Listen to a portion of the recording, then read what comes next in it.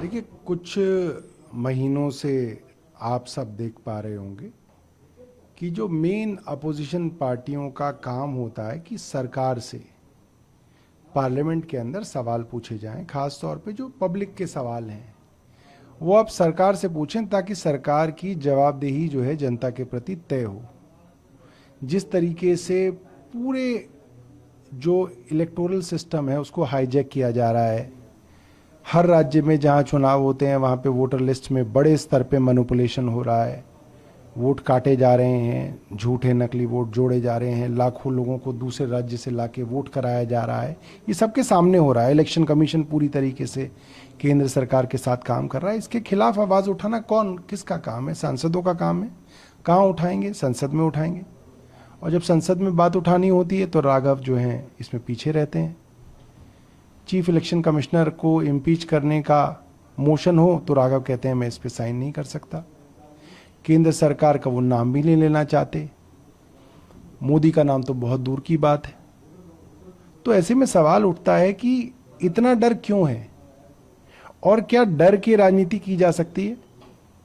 और आज जो पूरे देश में हम देखते हैं कि कोई भी अगर सोशल मीडिया पर केंद्र सरकार के खिलाफ और केंद्र सरकार से सवाल पूछने वाले सोशल मीडिया पे एक्टिव होते हैं तो उनको तुरंत जो है बैन किया जा रहा है। केंद्र सरकार नहीं चाहती कि इस वक्त केंद्र सरकार से कोई सवाल पूछे। ऐसे में भारतीय जनता पार्टी राघव चड्ढा को प्रमोट करती है। उनके जो समर्थक हैं वो उनके सोशल मीडिया की पोस्ट को आगे बढ़ाते हैं। क्यों बढ़ाते हैं? ऐसा क्या है? क्यों? क्योंकि देश के जो मुख्य सवाल हैं उन सवालों से हटाकर आपको समोसे के सवाल पे उलझा दिया जाए कि साहब समोसा 25 की जगह 20 का होता तो ज्यादा अच्छा होता। रवि किशन जो इनके गोरखपुर के एमपी हैं वो कहते हैं जी कहीं पे समोसा बड़ा मिल रहा है, कहीं पे छोटा मिल रहा है, ये बराबर मिलना चाहिए, तो इसके ऊपर ही एक कमीशन बना दिया जाए। तो जो संसद है उसके अंदर गंभीर मुद्दों पे चर्चा हो और उनके कुछ हल निकले।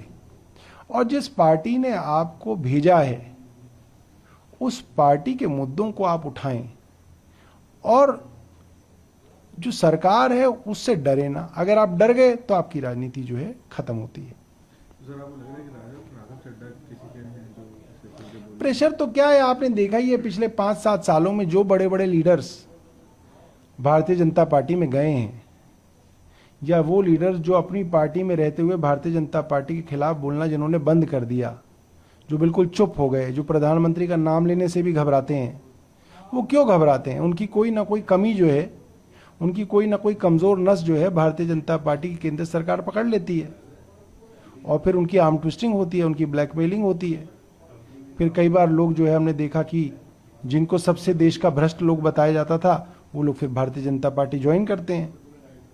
तो ये तो चल ही रहा है, इसमें कोई नई बात तो नहीं है। क्या आपको लगता है कि राघव चड्ढा बीजेपी में चले जाएंगे? नहीं, मुझे नहीं मालूम कि उनका आगे का क्या प्लान है।